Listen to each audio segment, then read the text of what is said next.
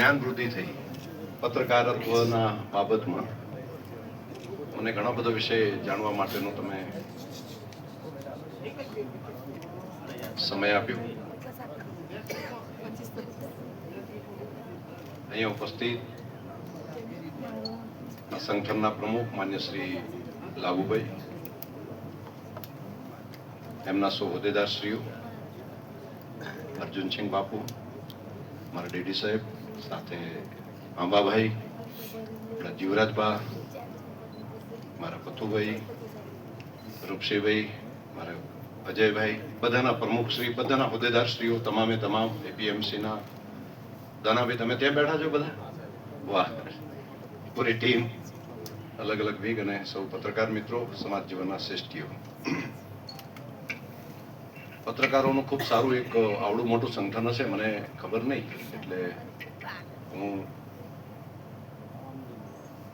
આ દુનિયાથી થોડો અજાણ રહ્યો કે મને એમ કે આવું કામ માત્ર રાજકીય પાર્ટીઓને જ હોય, પણ અહીંયા પણ રાજકીય પાર્ટીઓની ગોઠ સંગઠનના આટલા બધા સંગઠન છે તમારું, પહેલી વખત આવીને મને ખબર પડી. અને મને આ ભાજપના સભ્યો બનાવો, અને કોંગ્રેસના બનાવો, તો આ બીજા પક્ષના, ત્રીજા પક્ષના, અહીંયા પણ તમારે આટલું બધું આવવું હોય એ અદ્ભુત છે. અને મને લાગે છે કે આ સુંદરતા હશે કદાચ લોકશાહીની.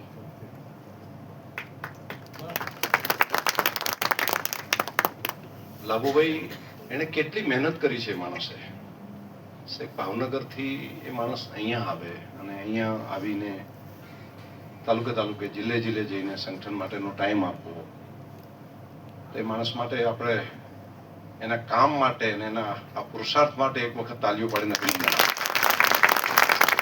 સરસ કામ કર્યું છે માણસે. અને આ એમને નથી થતું. એક નાનકડું સંગઠન તાલુકાનું તમે ચલાવો તો અઘરું પડે ને, પ્રદેશ કક્ષાએ, અને એમાં જેનો પગાર જ નથી ને એ લોકોની પાસેથી કામ લેવું એ તો કેટલું અઘરું થાય.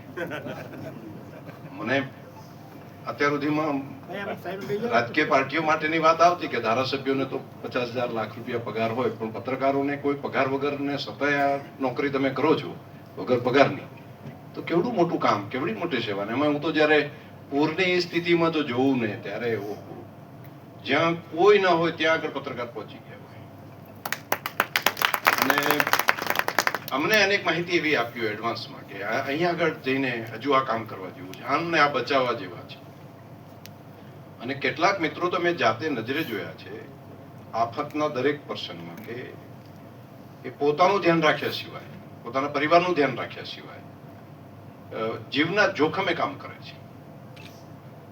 અને એ પણ તો પ્રજા જીવનની અંદર એની વ્યવસ્થાઓ અઘરું હોય, એમને ઘર ચલાવવું, એમને વ્યવસ્થા કરવી, એમાં પૂરો ટાઈમ આમાં ગયા એટલે પછી તો મને એમ છે કે રાજનીતિ જેવું જ હશે, એમાંથી ફૂલ ટાઈમર જોબ જેવું થઈ જતું હશે. પાર્ટ ટાઈમ તો નહીં કરી શકતા હોય લાભુભાઈ, તો પછી એ કમાય નહીં, ધંધોય ન કરે અને પગારે ના હોય, તો પછી એમનું ઘર કઈ રીતે ચાલતું હશે જાહેરાતોથી. એટલે એની છાપાવાળા એમને આપે, કમિશન આપે એના ઉપર. ચલો તો એ એક ખૂબ સારું, પણ એક છાપાને જ જો જાહેરાત ના આપતા હોય તો પછી શું થાય? અને એમાં એનો ભાગ કેટલો, છાપાવાળા એને કેટલો આપે પત્રકારને? 15%. તો એથી 1000 રૂપિયાનું આવે તો 150 રૂપિયાના ભાગમાં આવે, તો મહેનત તો એની થઈ આખી. આ દિશામાં મને લાગે છે કંઈક વિચાર તો કરવું પડે. અડધો અડધ ભાગ હોય ને તો કંઈક એને એને આખો દિવસ ભેગું કરીને, મહેનત કરીને, સંબંધો બગાડીને, સારા રાખીને આવું બધું કરતા બહુ અઘરું હશે એમના માટે, બધા માટે. પરંતુ સર્વાઈવલ કરવું અઘરું છે. પત્રકારોની અંદર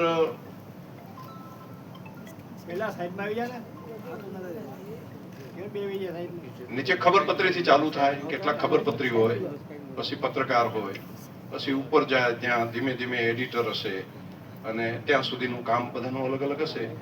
એમાં પ્રિન્ટ મીડિયા આવ્યું, પછી ઇલેક્ટ્રોનિક મીડિયા આવ્યું, અને આ બંને ઉપર હવે પાછું સોશિયલ મીડિયા આવ્યું છે. અને યુટ્યુબ ને એ બધામાં તો મને લાગે છે કે હવે કંટ્રોલિંગ થોડુંક પેલું રહ્યું છે, અઘરું થયું છે. એટલે જે રીતે બાકી બધાની અંદર અઘરું થયું છે એ પ્રમાણે પત્રકારત્વમાં પણ હું માનું છું કે એઆઈ અને ખાસ કરીને કટાર લેખકો હોય, એનાલિસિસ કરવાવાળા જે લોકો હશે, એ બધાની તો હજુ ડિમાન્ડ રહેશે, પણ એમાં પણ એઆઈ એમનો પણ કબજો લઈ લેશે કદાચ, અને એ માટે બહુ લાંબો સમય નહીં થાય. એટલે તમારે કંઈક અપડેટ વધારે રહેવું પડશે, નહીતર જે સ્થિતિ પ્રિન્ટ મીડિયાની થઈ, ઇલેક્ટ્રોનિક મીડિયા આવ્યા પછી, એવી જ હવે સોશિયલ મીડિયાના કારણે. સોશિયલ મીડિયાનો આ એક પાર્ટ છે, એમાં હવે એઆઈ એ તો બધું બદલી નાખશે, અને એ બદલી નાખશે પછી તો તમારે એનાલિસિસ કરીને કોઈ ઘટનાનું આપવું છે તો ડેટા બેઝ આખો રિપોર્ટ તૈયાર કરીને આપી દેશે. તમારી પ્રેસ નોટ તૈયાર કરવી છે કે લખવાની જરૂર નહીં પડે, એ 2-3 હેડલાઇને આપી દેશે, પંચલાઈને આપી દેશે, અને બિટવીન ધ લાઇન તમારે શું કરવું એના પૂરતું કદાચ માઇન્ડ ચલાવવું હોય તો ચલાવી શકશો, બાકી તો આ બધું તો તૈયાર કરીને એ લોકો આપી દેશે. તો એ વખતે આપણે શું કરી શકાય, અપડેટ કઈ રીતે રહી શકાય, એ પણ તમારે સમજવું પડશે, વિચાર કરવો પડશે. યુટ્યુબ અને યુટ્યુબ સાથે કોઈ નિયંત્રણ કોઈ છે નહીં. જેની ઈચ્છા થાય યુટ્યુબ પોતાનું બનાવી શકે, અને મોટા ભાગે બહારની કંપનીઓ, જે ખાસ કરીને ફોરેનની કંપનીઓ છે, એમણે પોતાના બિઝનેસ ચલાવવા માટે આ પ્લેટફોર્મને લગભગ ફ્રી ઓફ જેવું કરી દીધું છે. એ અત્યારે પૈસા નથી લેતા. એ તમે જેને એફબી કહેતા હોય, જે અત્યારે નવા નામથી આવ્યું છે, ટ્વિટર હોય, ઇન્સ્ટાગ્રામ હોય, યુટ્યુબ હોય, પરંતુ એ બધા લોકો દુનિયા ઉપર પોતે રૂલ કરવા માટે આ ટૂલ્સનો ઉપયોગ કરી રહ્યા છે, અને એ લોકો ડાયરેક્ટ ચાર્જિસ નથી લેતા, પરંતુ ડેટા તમારી પાસેથી કલેક્ટ કરી રહ્યા છે, અને ડેટાના આધાર ઉપર પોતાનું માર્કેટિંગ કરી રહ્યા છે. અલગ અલગ કંપનીઓને ડેટા આપીને એ ડેટામાંથી તગડી કમાણી કરી રહ્યા છે. એટલે તમને ઘણી વખત એવું બેઠા બેઠા લાગતું હોય કે મેં એક રીલ બનાવી અને રીલની અંદર મેં 100 રૂપિયા કમાયો, 500 રૂપિયા કમાયો. તમે એ 500 રૂપિયા કમાતા હશો, પરંતુ અમેરિકાની અંદર એક જગ્યાએ બેસીને એની અંદરથી તમે 50,000 રૂપિયા કમાણી આપી દો છો. કેમ કે તમને માત્ર આની જ ખબર પડે છે, તમારા ડેટાની સ્ટ્રેન્થ શું છે આ સદીમાં એ ખબર નથી. અને ડેટા આ સદીનું સૌથી મોટું સ્ટ્રેન્થ છે, અને એ લોકો એ ડેટામાં તમારા એક યુટ્યુબના આટલા વ્યુરના 200 રૂપિયા મળ્યા, 500 રૂપિયા મળ્યા એટલે ખુશ થઈ જાય. મેં તો 50,000 રૂપિયા કમાણો. કોઈ એમ કે હું તો લાખ રૂપિયા કમાઉં છું. પરંતુ તમે લાખ રૂપિયા કમાઈને અમેરિકા જેવા દેશને ટેક્સ તરીકે 10 લાખ, 20 લાખ, 25 લાખ રૂપિયા એની કંપનીને પ્રોફિટ ડાયરેક્ટ કરી રહ્યા છે. એટલે એક પ્રકારની અલગ પ્રકારની સ્વતંત્રતા ઉપર તરાપ મારવાનું કામ ઇનડાયરેક્ટ થઈ રહ્યું છે, વર્ચ્યુઅલી થઈ રહ્યું છે. અને એની કદાચ પત્રકાર મિત્રોને જાણ હશે જ, કેમ કે તમારી પાસે તો આ નોલેજ હોય, તમે તો બધા જાણકાર છો, એટલે તમારી પાસે તો ગૂગલ ઉપર જશો તો પણ તમારી પાસે ધ્યાનમાં આવશે કે એઆઈ નું કામ કરતી કોઈ પણ કંપની જેની પાસે નથી કોઈ ઇક્વિપમેન્ટ, નથી મોટી ઓફિસો, અને છતાં પણ ગઈકાલ સુધી એની વેલ્થ એ 5,000 કરોડ હતી, અને અત્યારે 1 લાખ કરોડ કઈ રીતે થઈ ગઈ? તો માત્ર 5-7 વર્ષની અંદર જે ટાટા કે બાકી જે કંપનીઓ હશે વર્લ્ડની, એ લોકોને આગળ વધવા માટે 40-50 વર્ષ લાગ્યા, અને 2 વર્ષ કે 4 વર્ષ કે 5 વર્ષની અંદર કઈ રીતે આગળ વધી ગઈ? તો એવું શું છે? તો એ આપણા બધાનો ઉપયોગ થઈ રહ્યો છે, અને ભારતના નાગરિકોનો ઉપયોગ થઈ રહ્યો છે. તમે જાણતા અજાણતા તમને લાગે છે કે કઈ વાંધો નહીં, આની પાસેથી ડેટા લઈને આપણે મૂકી દેવું, પણ એ બધા ઉપર માઇન્ડ ચલાવી રહ્યા છે. મગજ ઉપર કબજો લઈ રહ્યા છે. તમારા મગજ ઉપર પણ કબજો લઈ રહ્યા છે, મારા મગજ ઉપર કબજો લઈ રહ્યા છે, અને ત્યાં સુધી નહીં, આપણી નવી જનરેશન, આપણા સંતાનોની એના મગજ ઉપર કંટ્રોલ કરી રહ્યા છે. એટલે તમારો એક વિડીયો, જો પત્રકારનો એક વિડીયો સમજણ વગર, ધ્યાન વગર જો લોકો સુધી જાય તો એ મોટા ફાયદો કરવાની જગ્યાએ દેશનું સૌથી મોટું નુકસાન, જે આપણો વિરોધી દેશ ના કરી શકે એટલું નુકસાન આપણે પોતે કરી શકીએ. એટલે તમે મૂકેલો એક પણ મેસેજ, તમે મૂકેલો એક પણ સમાચાર, તમે મૂકેલો એક પણ રીલ, એના વ્યુઅર એ બધા માટે અલગ જગ્યાએ બેસીને કોઈ અલગ માઇન્ડથી ગુપ્ત રીતે જોઈ રહ્યો છે. હવે ત્યાં સુધી કે આપણા સંતાનોની પાસેથી મોબાઈલ જો તમે લઈ લેશો તો એ ઉપર ઉતી નહીં, એ ત્યાં સુધી એનાલિસિસ કરી રહ્યા છે, આપણી સાયકોલોજી ત્યાં સુધી એ લોકો જોઈ રહ્યા છે કે 4 વર્ષનું આપણું બાળક, એને જો તમે મોબાઈલ લઈ લેશો ને તો એની માં ના પાડશે તો પણ એ મોબાઈલ ને પકડી રાખશે. કેમ? માં કરતા કંટ્રોલ એઆઈ એ કરી લીધો છે. એટલે એને જે એના માઇન્ડ ને ગમે છે એનું આખું માઇન્ડ રીડ કરીને એ પ્રમાણે આગળ વધી રહ્યું છે. હું હમણાં અમેરિકાની 1-2 કંપનીઓની સાથે અને ઇઝરાયલની અંદર આ ટાઈપનું કામ કરતી અલગ અલગ કંપનીઓની સાથે ત્યાં આગળ એ દેશમાં જઈને મેં જોયું, સમજ્યું, અને જોયા પછી હું માનું છું કે ભારત જેવા વિશાળ જનસંખ્યા ધરાવતા દેશ, એની અંદર જો સમયસર નહીં જાગીએ તો હવે ઈસ્ટ ઇન્ડિયા કંપનીએ અહીંયા આવવાની જરૂર નથી. હવે વર્ચ્યુઅલી તમારા માઇન્ડ ઉપર કબજો કરવાનું કામ એ લોકો કરી શકશે, અને એટલી વેલ્થ, એટલું ઇન્વેસ્ટમેન્ટ, અને એની અંદર ત્રીજી જાગીર જેને કહી શકાય એવા પત્રકાર જે મિત્રો હોય એ પણ ક્યારેક આ રીતે વેપન્સ બની જાય તો આપણને જાણતા એને ખબર પણ નહીં હોય. તો આવડી એક આખી દુનિયા ચાલી રહી છે. તો તમે આ બાબતમાં થોડા સજાગ રહેજો. મારી તમને બધાને પ્રાર્થના છે કે તમે કોઈ પણ કામ કરતા હોય તો નાના મોટા ઇસ્યુ કરતા તમારું વિચારવાનો દ્રષ્ટિકોણ થોડો વાઇડ કરજો, વાઇડ એંગલથી તમે વિચાર કરજો કે આપણે કરેલું એક પણ ચર્ચા, આપણે કરેલું એક નિર્ણય, એ મને લાગે છે કે હું મારું લેવું છું ને, હું મારી વ્યવસ્થા કરું છું ને, પણ વાઇડ એંગલમાં જોશું તો બહુ મોટી ઇફેક્ટ થઈ રહી છે. એઆઈ આ સદીની એક બહુ મોટી શોધ છે, અને અગ્નિ કરતા પણ મોટી શોધ છે. જેની અગ્નિની શોધ થઈ જ્યારે આગ લગાડવાનું કર્યું ત્યારે, અથવા ચક્રની જે શોધ થઈ, અથવા ઇલેક્ટ્રિસિટીની શોધ થઈ, તેના કરતા પણ મોટી શોધ એ સમાજ જીવનમાં માસ સ્કેલ ઉપર ઇફેક્ટ કરવા વાળી જે શોધ છે એ એઆઈ છે. અને એઆઈની અસરો દેખાવાની ચાલુ થઈ ગયું છે. એમાંથી કોઈ બકાત નહીં રહેવાનું. એમાં પત્રકારત્વ બકાત રહી જશે એવું નહીં સમજતા. બધાનો કબજો કરી નાખશે, કોઈની જરૂર જ નહીં પડે. તમે વાત કરશો કે આવું છે તો બીજો એનાલિસિસ કરીને ખાલી બોલશે, સીધું કરીને ડેટા તૈયાર કરીને આપી દે, ના આવું નથી, આવું છે. અને આપણે ત્યાં લોકશાહીની જે સંસદીય પ્રણાલી છે એમાં એક કાયદો બનાવવા વાળી સંસ્થા, જેને ધારાસભા કહીએ, સંસદ સભા કહીએ, જે લોકોની બનેલી સંસ્થા, પ્રજાનો એમાં મત, એ કાયદો બનાવવાનું કામ કરે. કાયદાનું અમલીકરણ કરવા માટે બ્યુરોક્રેસી અને કેબિનેટ, આ બેને અધિકાર લોકશાહીની સંસદીય પ્રણાલીમાં આપ્યા. એટલે એ અમલીકરણ કરવાનું કામ કરે. બજેટથી કરી કાનૂન અને પ્રજા કલ્યાણ સુધીના બધા કામો એના પાસે. એની અંદર કંઈ ત્રુટી રહી જાય, ગ્રે એરિયા રહી જાય, તો ત્રીજી એક સંસ્થા જ્યુડિશરી પાસે જઈને એને ન્યાય મૂકવા માટેની વ્યવસ્થા. તેની વચ્ચે એક કામ અનવોઇસ પીપલ હતા ત્યારે પત્રકારત્વ, એ પણ એટલું જ મજબૂત સ્તંભ બન્યો. અને જ્યારે અનવોઇસ પીપલ હતા, જ્યારે લોકોનો અવાજ નહોતો, જ્યારે સોશિયલ મીડિયા નહોતો, જ્યારે પત્રકારો છાપા પણ બહુ જૂજ જગ્યા સુધી જતા હતા, એ વખતે લોક શિક્ષણ કરવાનું કામ અને કાળજી રાખવાનું કામ, આ બંને કામો પત્રકારત્વએ બહુ મોટી ભૂમિકા કરી. પરંતુ હવે સ્વરૂપ બધાનો બદલાઈ રહ્યું છે.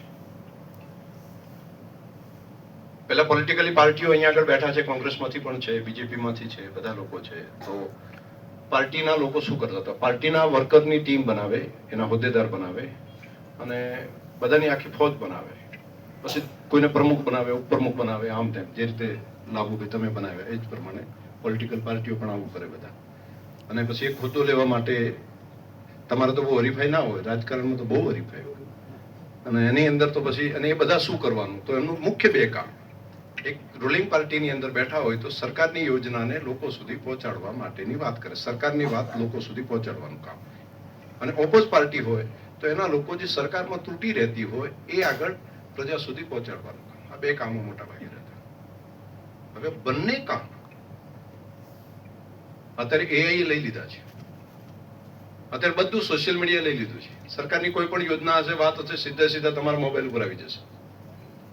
અને એની ત્રુટીઓ હશે એ પણ અત્યારે મોબાઈલની અંદર આવી ગઈ છે. એટલે 2 political party, ruling party, oppose party, બંનેનું કામ લઈ લીધું છે. હવે અત્યારે કામ જે રહ્યું છે એ લોકોને મતદાનથી કરીને મતદાન કરાવવા સુધીનું કામ એટલું પોલિટિકલ પાર્ટીઓ પાસે રહ્યું છે કે મતદાનના દિવસે લોકોને ઘરથી લઈ જઈને મતદાન સુધી પહોંચાડવાનું કામ. આ કામ હવે ચૂંટણી પંચ કરવા જઈ રહ્યું છે. દરેક જગ્યાએ 100% મતદાન થાય એની જવાબદારી ચૂંટણી પંચ કરવા આગળ વધી રહ્યું છે. એટલે મને લાગે છે કે પત્રકારોની જે સ્થિતિ અત્યારે થવાની છે ને એવી અહીં થવાની છે.